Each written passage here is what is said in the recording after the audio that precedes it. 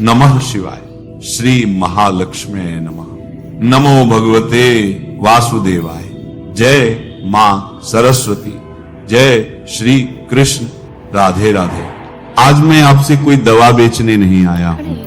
आज मैं आपसे कोई चमत्कार दिखाने नहीं आया हूं। आज मैं आपसे सोच बदलने की बात करने आया हूं। एक ऐसी सोच जो हजारों साल से हमारी रगों में बहती आई है, पर आज धुंधली पड़ गई है। आज मैं आपसे भारत की बात करने आया हूं। और जब मैं भारत की बात करता हूं तो मेरा मतलब केवल नक्शे पर बने एक देश से नहीं होता। मेरा मतलब होता है भारतीयता से।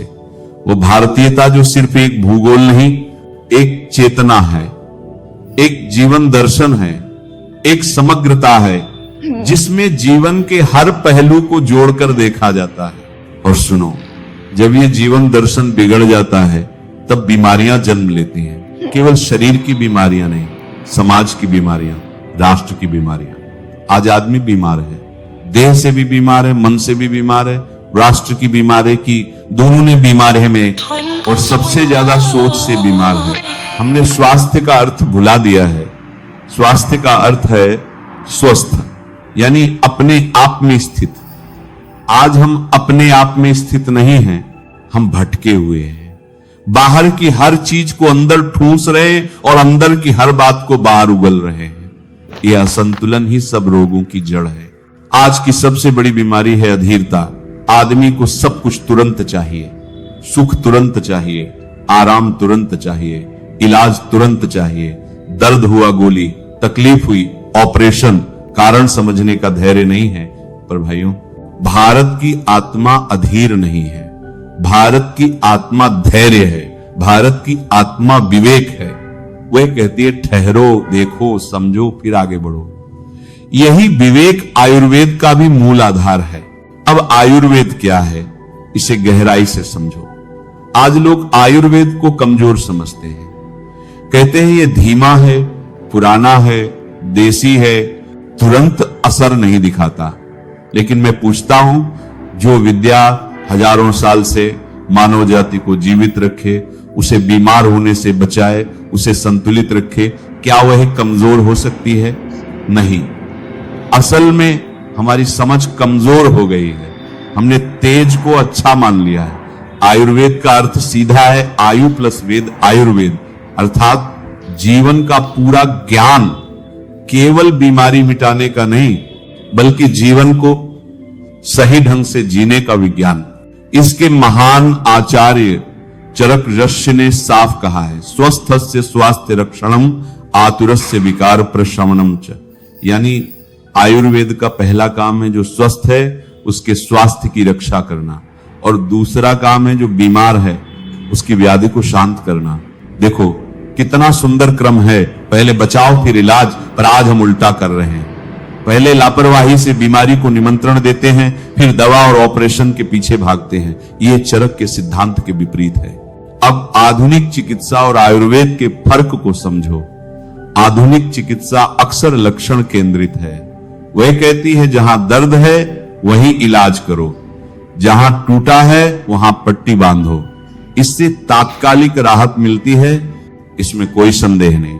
पर आयुर्वेद कहता है रुको, ये दर्द क्यों पैदा हुआ, इसके मूल में क्या है? आधुनिक चिकित्सा क्या और कहां देखती है, आयुर्वेद क्यों और कैसे ढूंढता है। एक लक्षण को मिटाती है, दूसरा कारण को समाप्त करता है। और भाइयों, ये बात हृदय से लगा लो, जब तक कारण जीवित है तब तक रोग मरता नहीं, वो किसी और रूप में, किसी और अंग में प्रकट हो जाता है। ऑपरेशन करके तुमने फुंसी काट दी, पर यदि खून में विष बना रहा तो वो फिर कहीं और फुंसी बना देगा। इसे एक उदाहरण से समझते हैं, जिसे आज आप बवासीर या पाइल्स कहते हैं, आयुर्वेद उसे अर्श कहता है। और चरक ऋषि ने इसका सटीक मूल कारण बताया है, मंदाग निर्मूलम मर्शसाम। ध्यान से सुनना। कमजोर पाचन अग्नि बवासीर की जड़ है। ये रोग गुदा से शुरू नहीं होता, ये रोग रसोई से शुरू होता है।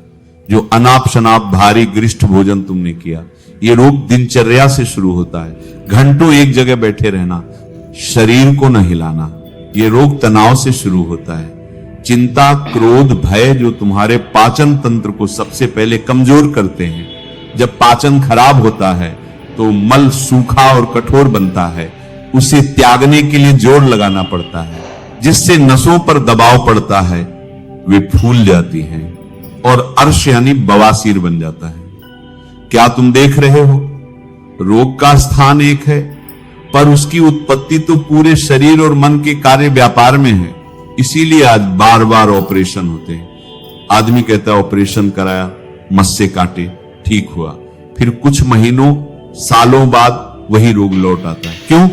क्योंकि खाना वही रहा, बैठने की आदत वही रही, तनाव वही रहा, कब्ज वही रही, तो भला रोग कहां जाएगा? वह लौट कर आएगा ही। चरक कहते हैं हेतु के विपरीत चलना ही चिकित्सा है, अर्थात रोग के कारण के विपरीत दिशा में जाना ही असली इलाज है। अगर कारण नहीं बदला तो ऑपरेशन भी एक अस्थायी मरम्मत है, इलाज नहीं। चरक ने अर्श यानी बवासीर के कारण स्पष्ट बताएं। पहला आहार दोष, भारी, तली हुई, बासी, ज्यादा मसालेदार चीजें खाना, समय पर न खाना, भूख से ज्यादा खाना, खाते ही सो जाना। दूसरा है विहार दोष यानी दिनचर्या का दोष, दिन भर एक ही जगह बैठे रहना, शरीर को बिल्कुल न चलाना, प्राकृतिक मलमूत्र के वेग को रोकना। तीसरा और सबसे महत्वपूर्ण है मानसिक दोष, लगातार चिंता करना, क्रोध में रहना, भय से ग्रस्त रहना। भाइयों, एक गहरी बात समझो, जब मन में कब्ज होती है यानी विचार साफ नहीं निकलते, भावनाएं रुकी रहती हैं, तो शरीर में भी कब्ज होती है।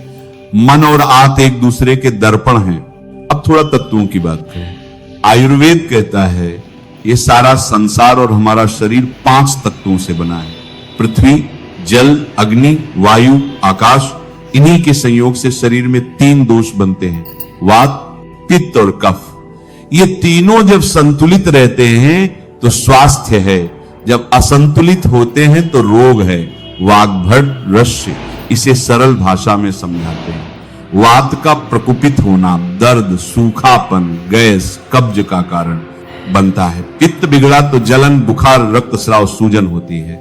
कफ बिगड़ा तो भारीपन, सुस्ती, बलगम, नींद आती है। बवासीर में अक्सर वात और पित्त का संतुलन देखने को मिलता है। इसलिए आयुर्वेद कहता है एक ही दवा सबके लिए नहीं।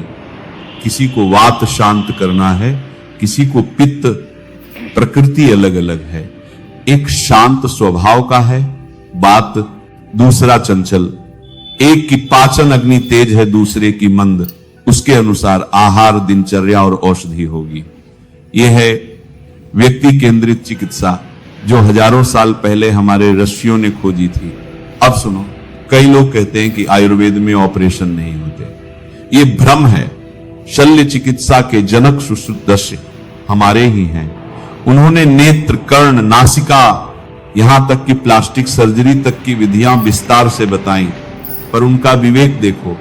सुश्रुत कहते हैं यत्र औषधैर्न सिद्धिहा तत्र शस्त्रम प्रयोजयेत, अर्थात जहां दवा, आहार और जीवन शैली में सुधार से काम नहीं चल रहा, केवल तभी शल्य क्रिया का प्रयोग करो। शस्त्र चिकित्सा अंतिम विकल्प है, पहला नहीं। आज हालात उल्टे हैं। पहले शस्त्र उठाया जाता है, बाद में विवेक दौड़ता है। यह भारतीयता नहीं है। भारतीयता कहती है पहले सब कोमल उपाय करो, अंत में ही कठोर कदम उठाओ।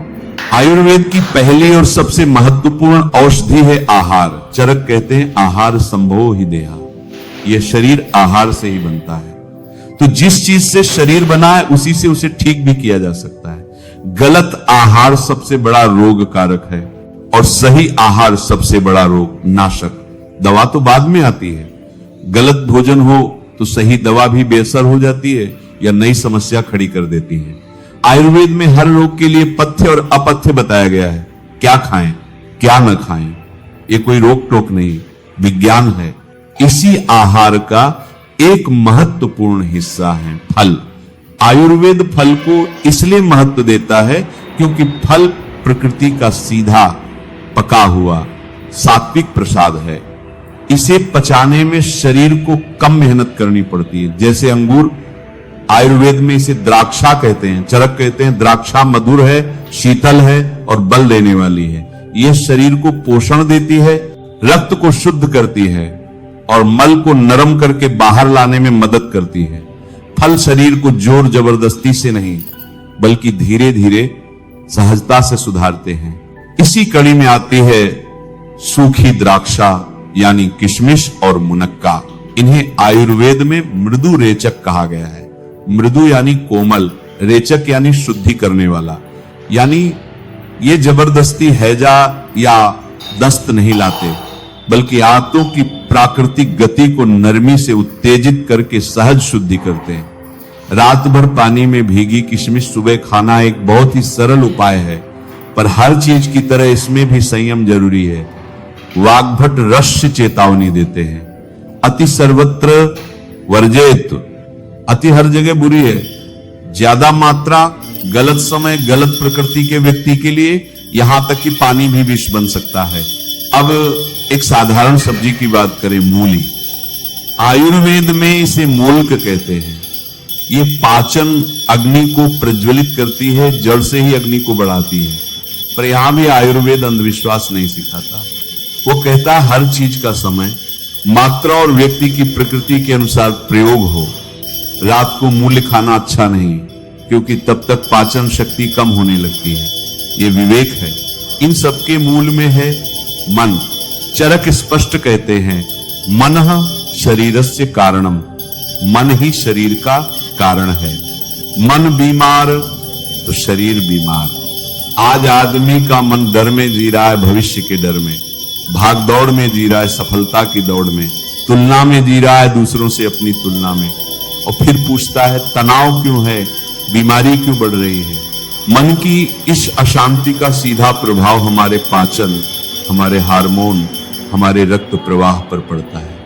इसलिए आयुर्वेद में मन की शांति के लिए ध्यान, प्राणायाम, सत्संग, प्रकृति से जुड़ाव जैसे उपाय बताए गए हैं। यही से हम दिनचर्या पर आते हैं, जो आयुर्वेद की आत्मा है। अगर दिनचर्या ठीक हो जाए तो आधी बीमारियां अपने आप भाग जाती है। सुबह ब्रह्म मुहूर्त में उठना, मुंह हाथ धोकर शौच जाना, थोड़ा व्यायाम, प्राणायाम, समय पर सात्विक नाश्ता और भोजन, दोपहर में थोड़ा विश्राम, रात को हल्का भोजन और समय पर सोना। ये सरल बातें लगती हैं, पर आज के जमाने में सबसे कठिन हो गई हैं। हमने प्रकृति के नियमों के विपरीत जीना शुरू कर दिया है, क्योंकि इस दिनचर्या का एक और विस्तार है थुतुचर्या, थुतु के अनुसार जीवन जीना। आयुर्वेद कहता है प्रकृति से लड़ोगे तो हारोगे।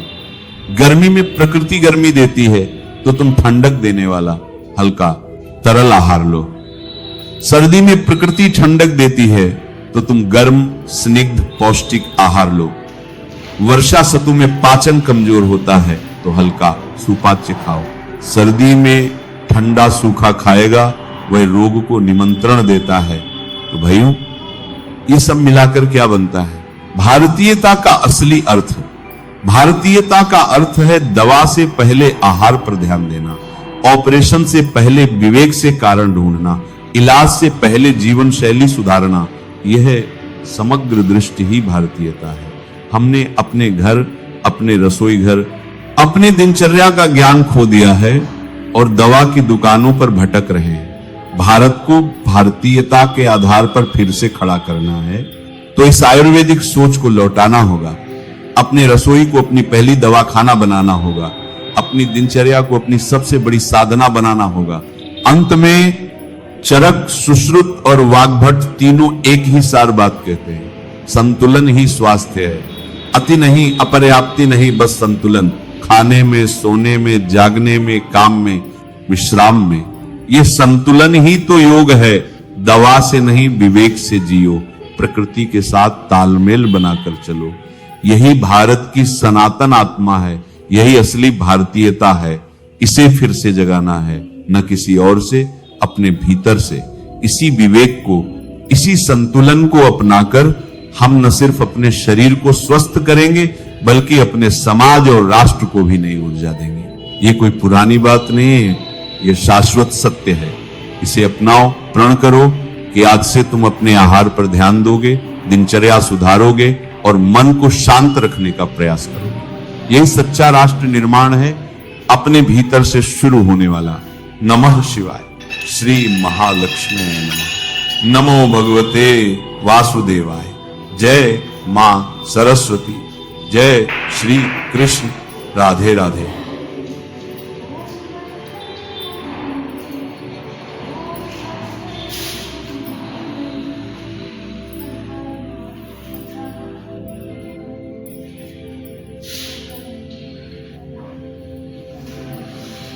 नमः शिवाय।